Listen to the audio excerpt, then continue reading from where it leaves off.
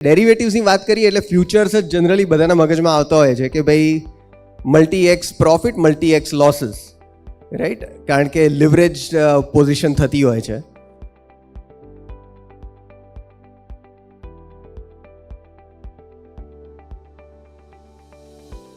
We also have derivative strategies. એટલે I'll give you just some basic information on અમે લોકો શું કરીએ છીએ અને કેમ કરીએ છીએ. તો okay, presentation. Right. So an equity portfolio needs a derivatives punch to generate better alpha. Alpha એટલે શું?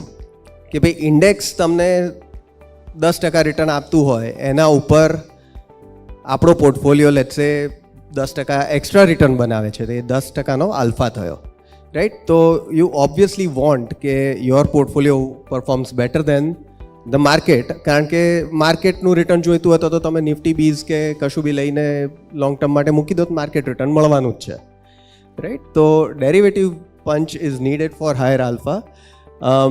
ડેરિવેટિવ્સનો એક આ બહુ સ્ટેગરિંગ નંબર્સ છે કે વર્લ્ડ ઓવર ઇન્ડિયાનું સૌથી લાર્જેસ્ટ ડેરિવેટિવ માર્કેટ છે.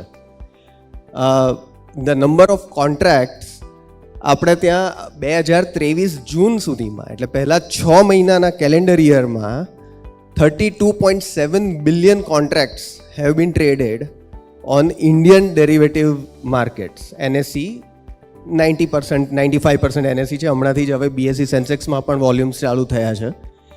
Compare that to 16 billion contracts આખા અમેરિકાના બધા જ એક્સચેન્જીસમાં લાસ્ટ યર થયા હતા, આખા વર્ષમાં, રાઈટ? તો ઇન્ડિયાની ડેરિવેટિવ માર્કેટમાં લિક્વિડિટી હવે એટલી બધી થઈ ગઈ છે કે ઘણી બધી interesting strategies that we can deploy.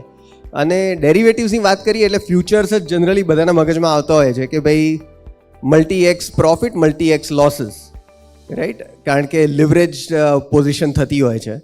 But when you think about options, index options, એ પણ વીકલી એક્સપાયરી કે જેમાં તમારું એક્સપોઝર બહુ લાંબુ રહેતું નથી, તો એના લીધે થઈને ઘણી બધી interesting strategies that we are able to deploy.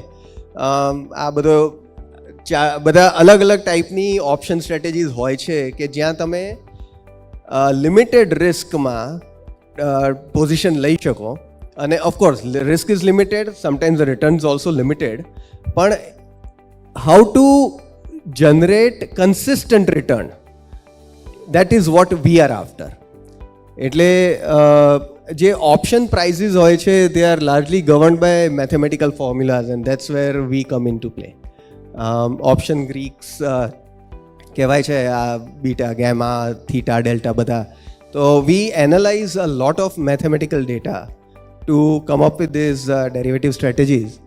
અને બહુ ડિટેલમાં નહીં જવું, but this is, I think I just need to show the performance of last 5 years of doing this. So around 18.38% CAGR is just on the derivative side. Equity portfolio તમારો જે return આપે છે that is separate. અને some of the things that we need to think about કે ભાઈ risk સામે કેટલું થાય છે. તો જે ડ્રોડાઉન કહેવાય કે ભાઈ પીકથી તમારો પોર્ટફોલિયો નીચે કેટલો જાય છે, તો earlier that used to be about 10%. જે આ યુક્રેન વોર વખતની વોલેટિલિટીમાં that is something that we saw. અને after that we obviously continuously keep on updating the strategies based on lot of back testing that we do.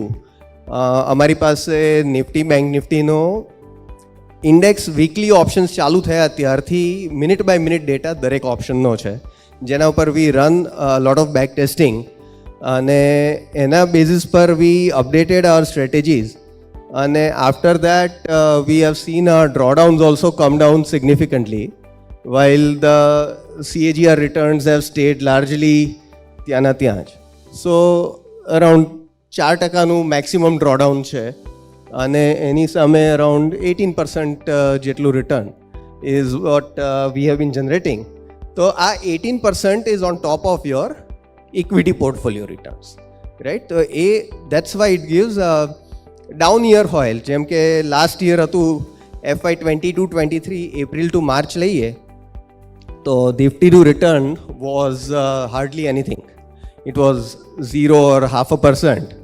અને એ વખતે derivatives portfolio એટલે તમારું નિફ્ટીનું return 0 છે, મે બી તમારા પોર્ટફોલિયોનું રિટર્ન 5-10% હોય અને derivatives gives you another 15-20% additional return on that.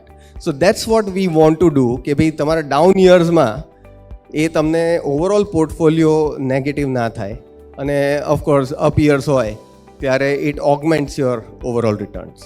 So this is what we do at the derivatives desk. એટલે તમારામાંથી કોઈને પણ ઇન્ટરેસ્ટ હોય તો again get in touch with her team.